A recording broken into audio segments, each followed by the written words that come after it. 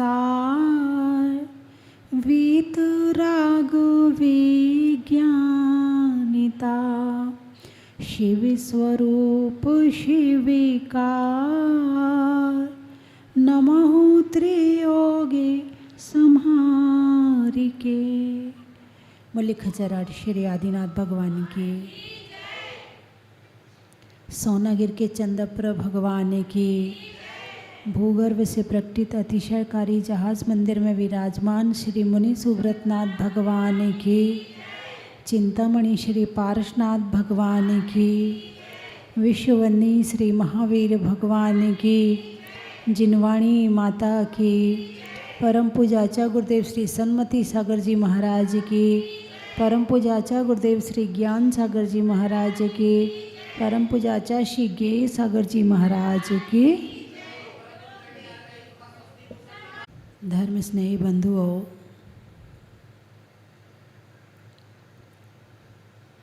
रूप और सुंदरता कहाँ पर है? एक बच्चा बहुत सुंदर है, बहुत सुंदर है, पर मेरा नहीं है, पर मेरा नहीं है, सुंदर लगेगा?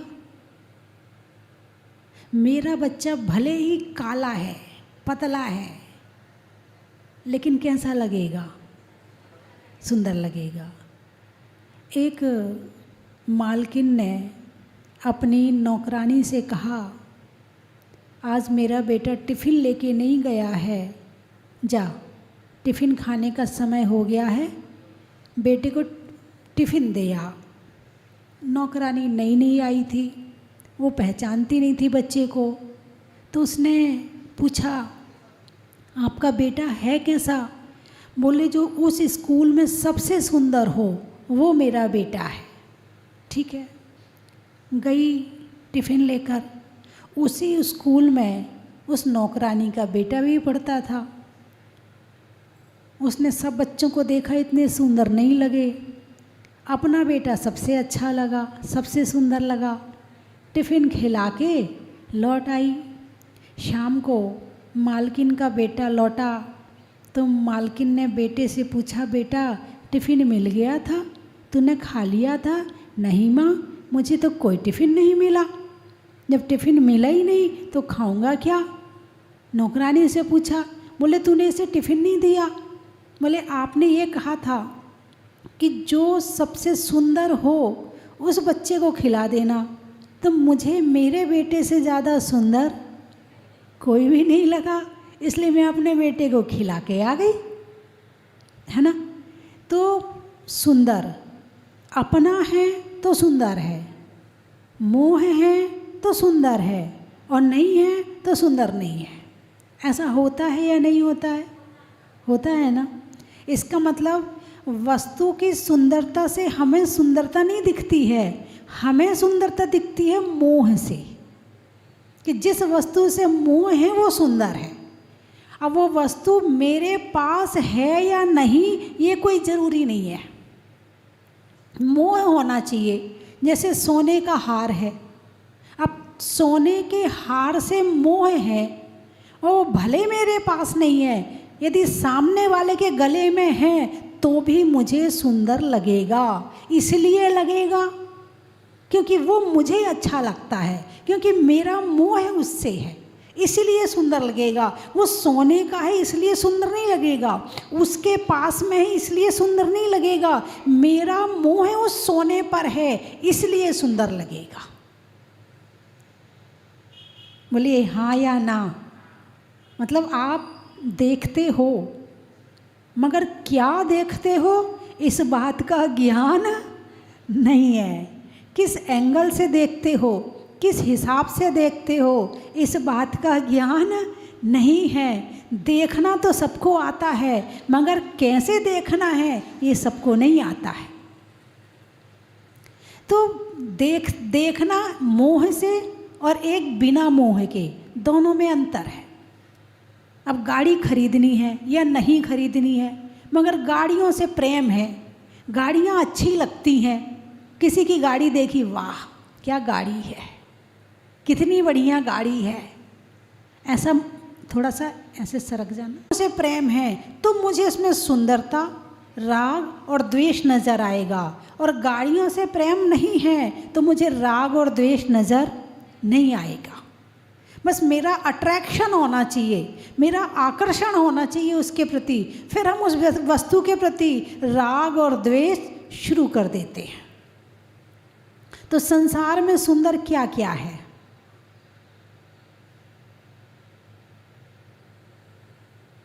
अरे बोलिए ना, मकान, मकान सुंदर है, कोठी सुंदर है। एक सुंदर कोठी को बनाने में आदमी कितनी मेहनत करता है,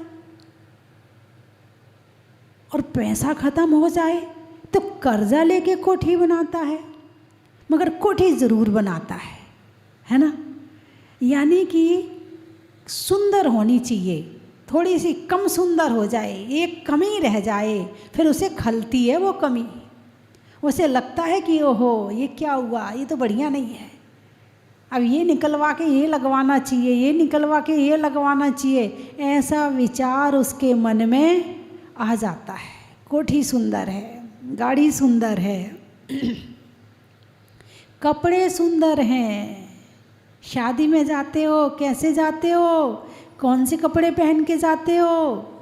अरे बोलिए ना, सुंदर कपड़े पहन के जाते हो, सूट और बूट पहन के जाते हो, सुंदर से सुंदर, अपनी दृष्टि में तो सुंदर पहनते हो, भले जाके वहाँ जा कर के औरों की और ज़्यादा सुंदर हो जाए तो तुम्हारी कम सुंदर हो जाए, वो बात अलग है, लेकिन तुम अपनी दृष्टि में तो सुंदर पहन के जाते हो, है ना, हैं?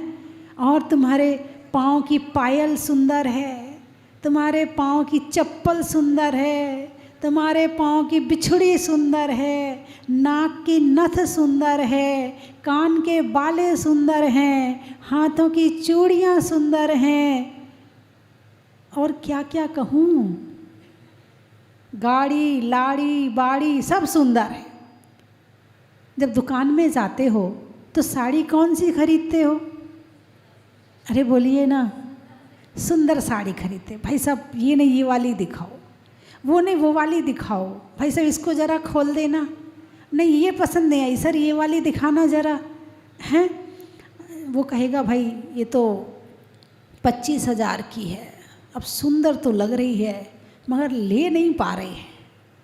क्या?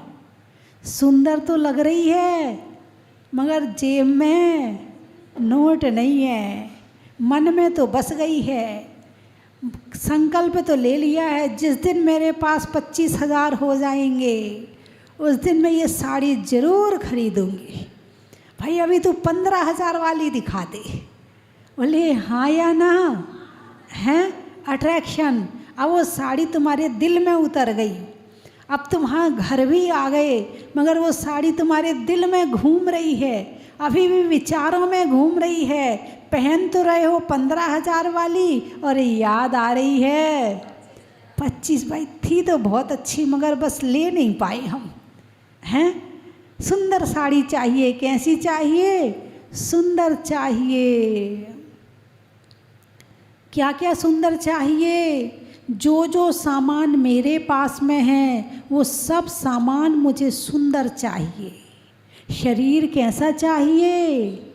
अरे बोलिए ना, आपसे पूछा जाए कि आपका शरीर कैसा आपको चाहिए, कोई एक आध फैक्ट्री खुल जाए, एक आध कोई मशीन आ जाए जिसमें आँखें सुंदर होती हों, नाक सुंदर होती हो, जिसमें कान सुंदर बनाए जाते हों, ओंठों की शेप बनाई जाती हो, हैं? जरा गला वाला भी ठीक कर दिया जाता हो, हाथों की उंगलियां भी बढ़िया कर दी जाती हों, तो फिर देखो वो दुकान कितनी चलेगी।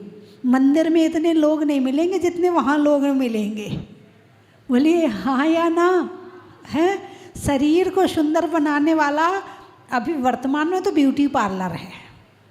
हाँ, वर्तमान में वो भी खाली नहीं है, वही पूरी बुकिंग है। अभी तुम जाओ इस समय पर ब्यूटी पार्लर वालों की यहाँ लाइन लगानी पड़ेगी। बहन तू ना 4 बजे आना, 2 बजे मैंने किसी और को टाइम दिया है, तू ना 6 बजे आना, मैंने 4 बजे किसी और को टाइम दिया है। लाइन लगती है उसके यहाँ पर, क्यों? किसको सुंदर बनाने के लिए? शरीर को सुंदर बनाने के लिए। और मंदिरों में लाइन लगती है क्या? वहाँ क्या सुंदर बनाया जाता है? वहाँ आत्मा सुंदर बनाई जाती है। वो नज़र कहाँ आती है? नज़र तो शरीर ही आता है। जो नज़र आ रहा है उसको सुंदर बनाओ, जो दिख ही नहीं रहा उस पर क्या प्रयास करना, उस पर क्या मेहनत करना। अरे बोलिए ना, हैं? बाहर की सुंदरता ने इतना आकर्षित किया है, इतना आकर्षित किया है कि हम बाहर में ही उलझ गए। अब ये जो बाहर की चीज़ें हैं वो बनी किस चीज़ से है? थोड़ा सा इसका मटेरियल देख लो, कच्चा मटेरियल। पक्का तो आप देख चुके हो, हैं? साड़ी देख चुके हो, बंगला देख चुके हो, कोठी देख चुके हो, सब चीज़ देख चुके हो। अब इसका कच्चा मटेरियल देख लो कि जो बनता किससे है ये, है ना? अच्छा, तो मकान किससे बनता है? मिट्टी से, है ना? पत्थर कहाँ मिलता है? मिट्टी में। पत्थर कहाँ मिलता है? उसको घिस दिया, चमका दिया, तो वो आपने घर में लगा लिया। चमकाया ही तो है। जैसे ब्यूटी पार्लर में तुम्हारा चेहरा चमकाया जाता है घिस घिस के, ऐसे ही फैक्ट्री में घिस घिस के पत्थर चमकाया जाता है। दोनों में कोई ज़्यादा अंतर नहीं, चमकाया ही तो है, घिसा ही तो है दोनों को। एक को पानी से घिसा है, एक को क्रीम से घिसा है। कुछ दिनों के बाद उसकी चमक कमज़ोर पड़ जाएगी, कुछ दिनों के बाद तुम्हारे शक्ल की चमक कमज़ोर हो जाती है। मटेरियल तो एक ही है ना। कपड़ा किससे बना? धागा से। धागा किससे बना? रुई से। रुई किससे बनी? अरे बोलिए ना, पेड़ से। पेड़ किससे बना? लकड़ी से। लकड़ी किससे बनी? मिट्टी से। आ जाओ मिट्टी में, तुम्हें घूम के मिट्टी में ही आना पड़ेगा। यानी जितना मूल मटेरियल है, सोना कहाँ मिलता है? मिट्टी में। चांदी कहाँ मिलती है? मिट्टी में। हीरा पन्ना माणिक मोती कहाँ मिलती है? मिट्टी में। किसी की फैक्ट्री नहीं है कि हीरा बनाने की फैक्ट्री है, ये पन्ना बनाने फैक्ट्री नहीं है इनकी।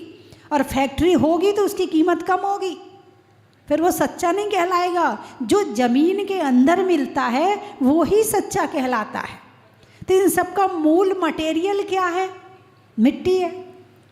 यानी 36 तरह की पृथ्वी बताई है, जैसे पृथ्वी, जल, अग्नि, वायु और वनस्पति। तो 36 तरह की पृथ्वी बताई है। उसमें जितने रत्न हैं वो आ जाएंगे, जितने तरह की धातुएं हैं वो आ जाएंगी। सोना, चांदी, पीतल, हीरा, है ना, पीतल, तांबा, गलट, एल्यूमिनियम, और जितनी तरह की धातुएं हैं वो, और जितने रत्न हैं वो सब पृथ्वी में ही आ जाएंगे। तो सबका मटेरियल क्या है? एक। पृथ्वी कहो, भूमि कहो, भू कहो, मिट्टी कहो, सबका मटेरियल एक हो गया। ठीक है। तो जितनी सारी वस्तुएं हैं वो मिट्टी की हैं। ये शरीर किसका है? अरे बोलिए ना, जोर से बोलिए ना, कितनी मेहनत लग रही है बोलने में, हैं? जो शरीर है वो मिट्टी का है। वास्तव में या वैसे ही कह रहे हैं आप? भाई अमीरों का शरीर तो हीरे का होता होगा, उनके पास तो पैसा है। उनका शरीर तो सोने चांदी का होता होगा। अरे बोलिए ना, नहीं, उनका भी मिट्टी का होता है। तो साधु संतों का कुछ अलग वज्र का बना होता होगा? नहीं, उनका भी मिट्टी का है।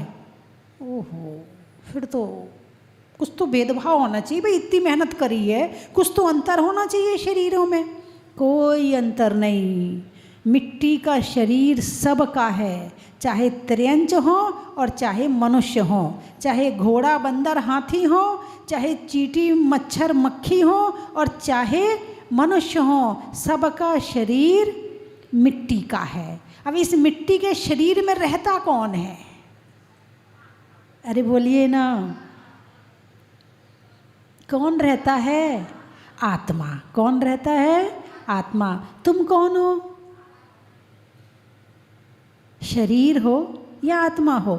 तुम मिट्टी हो या आत्मा हो? जोर से बोलिए। आत्मा हो। अच्छा, तो आत्मा कैसी होती है और शरीर कैसा होता है? रूप किसमें है? रूपिणा पुद्गला, रूपिणा है पुद्गला। कहाँ का सूत्र है? तत्वार्थ सूत्र का। रूपिणा, रूपी होता है कौन? पुद्गल। तत्वार्थ सूत्र के 5वें अध्याय का 5वां सूत्र है, रूपिणा पुद्गला, कि पुद्गल रूपी होता है। जो दिखता है वो रूपी है, जो नहीं दिखता है वो अरूपी है। 5 द्रव्य अरूपी हैं और 1 द्रव्य रूपी है। जितना दिख रहा है वो सब पुद्गल है। धर्म द्रव्य, अधर्म द्रव्य, आकाश द्रव्य, काल द्रव्य और जीव द्रव्य, ये अरूपी है। ये कैसा है? अरूपी है। पकड़ में आने वाला केवल एक ही द्रव्य है। पकड़ में आने वाला केवल एक ही द्रव्य है। वो कौन है? पुद्गल।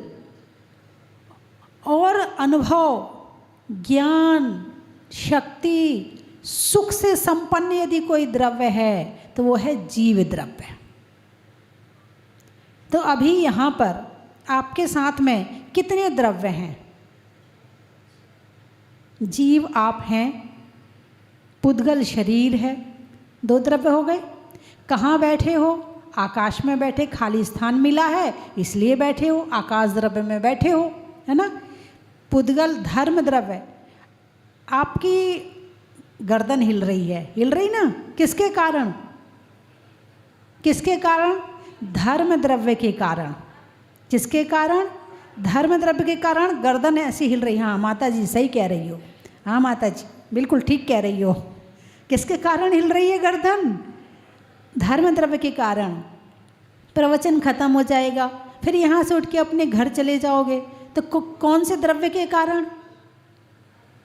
धर्म द्रव्य के कारण। किसे कहते हैं? चलते हुए जीव और पुद्गल को चलने में जो सहायक होता उसे धर्म द्रव्य कहते हैं। अभी आप बैठे हुए हो, प्रवचन सुन रहे, आराम से बैठ के टिके हुए हो, कौन, किसके कारण? अधर्म द्रव्य के कारण। यदि अधर्म द्रव्य ना हो तो आप रुक ना पाओ। तो इसलिए अधर्म द्रव्य की क्या परिभाषा है? ठहरते हुए जीव और पुद्गल को ठहरने में जो सहायक होता है वो अधर्म द्रव्य। और काल द्रव्य, इस समय क्या काल रुक गया? क्या समय रुक गया है? घड़ी रुक सकती है मगर काल नहीं रुक सकता है ना। जब आप प्रवचन सुनने बैठे थे तब कितने बजे थे, और जब यहाँ से उठोगे तब कितने बजेंगे? कुछ तो आगे बढ़ गए ना। तो काल द्रव्य भी चल रहा है, यानी इस समय 6 द्रव्य आपके साथ में हैं। जीव द्रव्य आप हैं और 5 द्रव्य आपके साथ में कार्य कर रहे हैं। हम 6 द्रव्यों के साथ में, हम जीव द्रव्य तो हम हैं, 5 द्रव्य हमें जीवन जीने में सहायक है। क्या है? सहायक हैं। द्रव्य किसे कहते हैं? अब आप कहोगे द्रव्य द्रव्य तो कह रही हो माता जी, ये तो बता दो द्रव्य कहते किसे हैं? उत्पाद व्यय द्रव्य युक्तम सत। जो उत्पाद व्यय और द्रव्य से युक्त होता है उसे द्रव्य कहते हैं। उत्पाद उत्पन्न होता है ना, व्यय नष्ट होता है, द्रव्य जैसा का तैसा भी बना रहता है ना। भाई बचपन आया, फिर बचपन चला गया, जवानी आ गई, तो जवानी का उत्पाद और बचपन का व्यय, और तुम पहले भी थे और अभी भी हो, ये द्रव्य। तो द्रव्य की क्या परिभाषा लेंगे?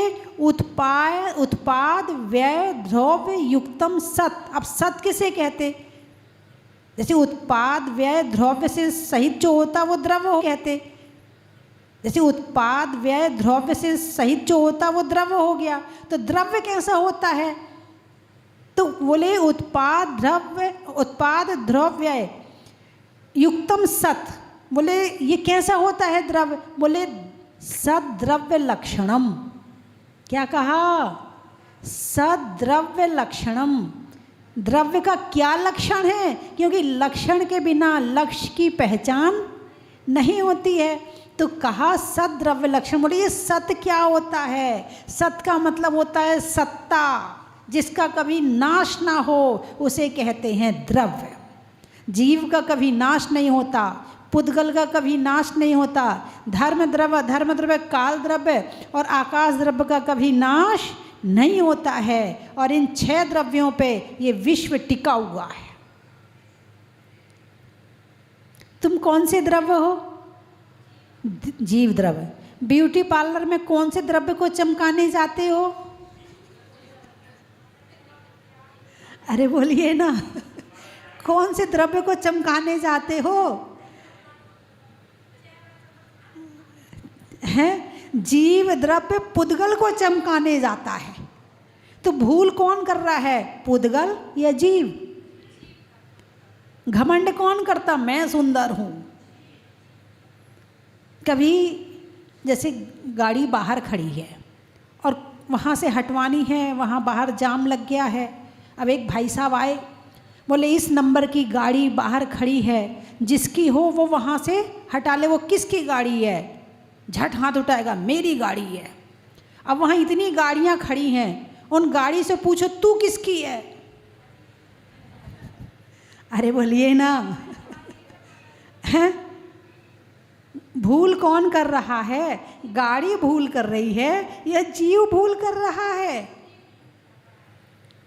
हैं? जीव भूल कर रहा है। गाड़ी ने कभी तुम्हें अपना नहीं माना, उस हार ने कभी तुम्हें अपना नहीं माना, उस मकान ने तुम्हें कभी अपना नहीं माना, उन वस्त्रों ने तुम्हें कभी अपना नहीं माना, और तुम सारी जिंदगी मेरा मेरा मेरा मेरा मेरा करते रहे। अब आप कहोगे क्या करें माता जी, छोड़ दें क्या? ठंड आ रही इतनी, मरें क्या? ठंड में मर जाएंगे ऐसे कैसे? हम यूज करने के लिए मना नहीं किया है, प्रयोग करो। प्रयोग करने की चीज़ है, उपयोग करने की चीज़ है, उपयोग करो। लेकिन जो दिमाग में दिन भर मेरा मेरा चलता है ना, उसको छोड़ने कहा गया है। और जो ये मेरा मेरा होता है ना, ये ही कर्म बंध का कारण है। और जो मेरा मेरा करके मोह करते हैं ना, ये ही कर्म बंध का कारण है। अब कपड़े पहने हैं, उसमें राग क्या करना? राग करोगे तो भी पहने हैं, नहीं करोगे तो भी पहने हैं। मकान में रह रहे हो, मोह करोगे तो भी रह रहे हो, नहीं करोगे तो भी रह रहे हो। तो जो ये भावना से धर्म शुरू होता ना, वो ऐसे शुरू होता है। मकान में रहने की मनाही नहीं है, मकान को दिन भर अपने दिमाग में रखने की मनाही है। दिन भर मेरा मेरा करने की मनाही, मेरा मकान, मेरा घर, मेरे बच्चे, मेरा पति, मेरी पत्नी, मेरे ये मेरे वो, सारे दिन जो ये मोह है ना, ये कर्म बंद करवाता है और यही फिर हमारी दुर्गति करवाता है। और इसी कारण से धर्म में मन नहीं लगता है, और इसी कारण से मान कषाय आती है, अभिमान आता। अच्छे कपड़े पहन लिए, आ गया अभिमान। अच्छी कोठी बना ली, आ गया अभिमान। नोट कमा लिए, आ गया अभिमान। क्या कमाए? नोट। नोट किस चीज़ से बने हैं? अरे बोलिए ना, कागज़ से। कागज़ किससे बनता है? लकड़ी से। लकड़ी किससे बनी? मिट्टी से। तो नोट किसके हुए? और हम कहते मेरा है, वो बेचारा नोट भी हंसता है। जिसके हाथ में जाता वही कहता मेरा है, जिसके हाथ में जाता वही कहता मेरा है, जिसके जेब में रहता वही कहता है मेरा है। अरे जेब, नोट मेरा नहीं है, नोट यूज करने की चीज़ है। जाओ सामान खरीदो, उसे अपने जीवन का उपयोग करो और उसे आगे बढ़ा दो, वो चलता रहेगा। लेकिन लोग नोट इकट्ठे करके घर में रख लेते हैं, फिर सरकार को नोट बंद करने पड़ते हैं, निकालो बाहर। नोट क्यों बंद करवाने पड़े? क्योंकि तुमने इकट्ठे कर लिए। करेंसी जहाँ इकट्ठी हो जाती है वहाँ अर्थव्यवस्था पूरे देश की खराब हो जाती है। इसलिए ये चलते रहें, चलते रहें, चलते रहें। आपने बैंक में जमा किए ना, तो बैंक में जमा नहीं है, बैंक में चल रहे हैं। और जो तुम्हारे घर में इकट्ठे हो गए हैं वो उसकी कीमत कम हो गई है। अरे बोलिए ना।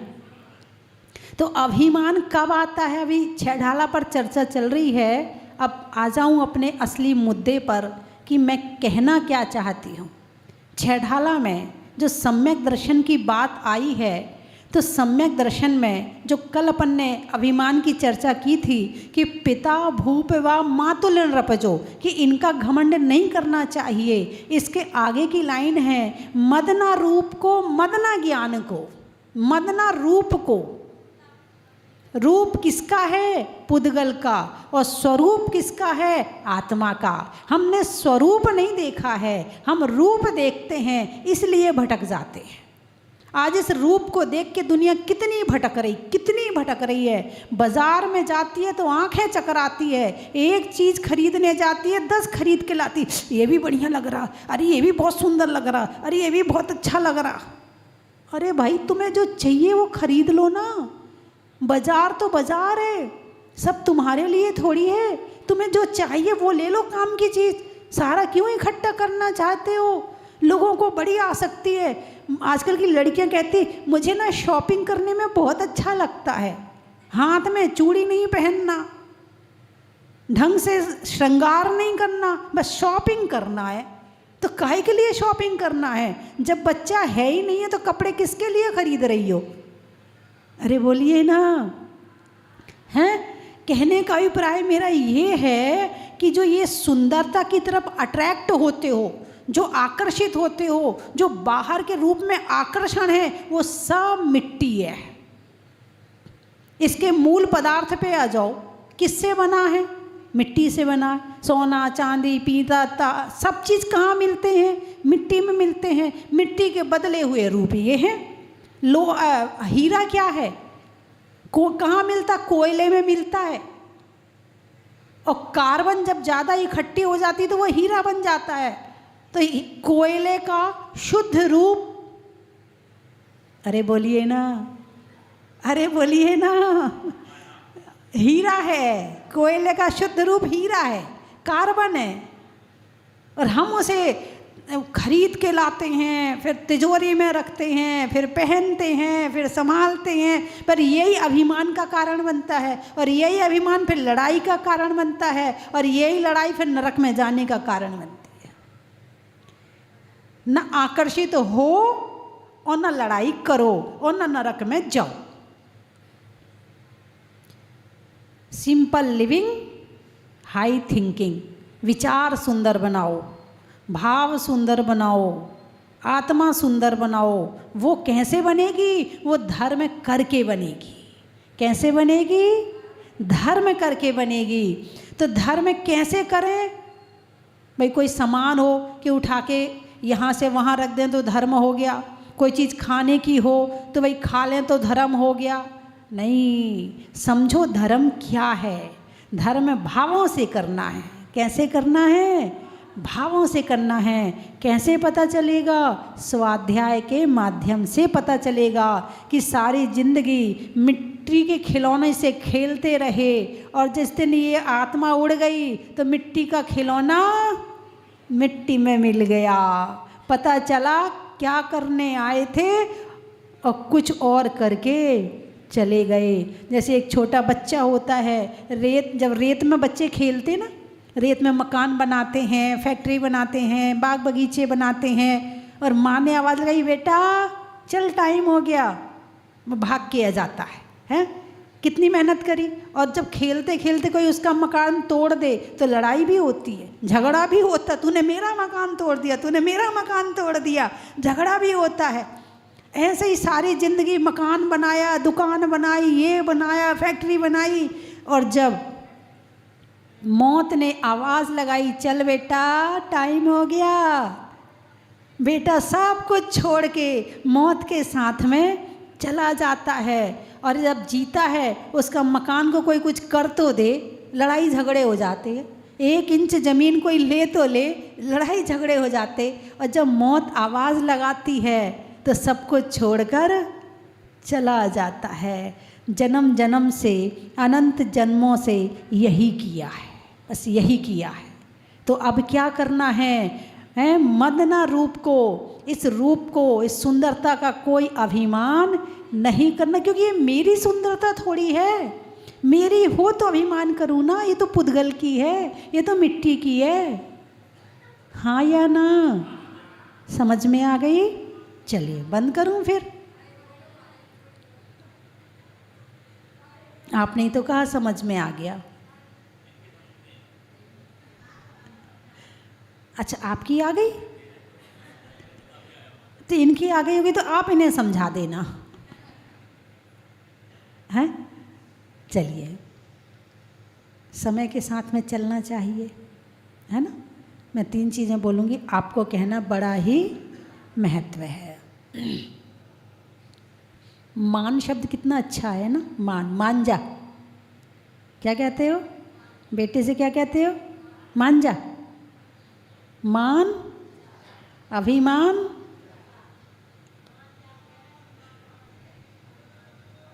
कल बताऊंगी। मान शब्द पे कल बताऊंगी आपको कि मान क्या है ना। चलिए, स्वभाव में नर्म का, भोजन में गर्म का और जीवन में धर्म का, रहने में मकान का, आत्मा में ज्ञान का और छोड़ने में अभिमान का, नदी में नाव का, होने में अच्छे स्वभाव का और सुधरने में भाव का,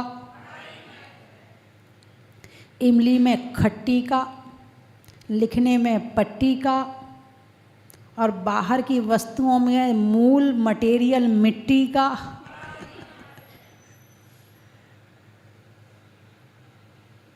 इनाम को पाने का, मोक्ष में जाने का और अपनी आत्मा को गुणों से सजाने का।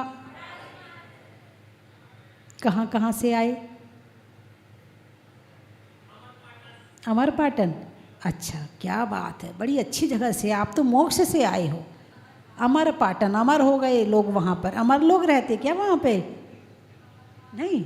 अच्छा, साड़ियों में शार्टन का, खिड़की पर कॉटन का और आने वालों में अमरपाटन का। और कहाँ से आए? गुना। अच्छा, पेड़ में तना का, अनाज में चना का और आने वालों में गुना का। सिरोंज। अच्छा, पक्षियों में चोंच का, नेता में पहुँच का और आने वालों में सिरोंज का। और गुनौर, सोनागिर में मोर का, नेता के दौर का और आने वालों में गुनौर का। टटेरी, टटेरी, टटेरी। अच्छे काम में नहीं होने में देरी का, फलों में बेरी का और आने वालों में लटेरी का।